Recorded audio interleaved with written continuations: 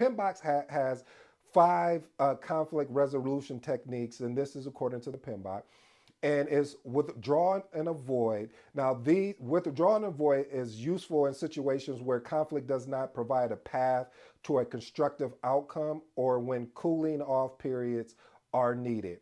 Then you have smooth and accommodate. This is basically more or less effective in maintaining team harmony and when issues at a hand is more important to the other party.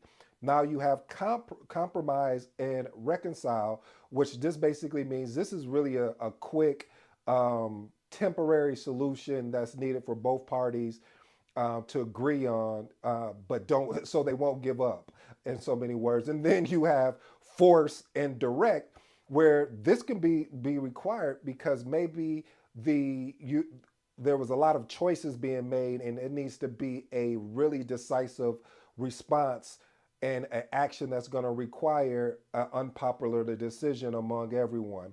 And number five, which PMBOK definitely recommends that we leverage as project managers, project coordinators, program managers, etc., collaborate and problem solve. That's why I always tell you, family, one of the biggest things you want to learn in project management, if I had to pick two, is communication and problem solving.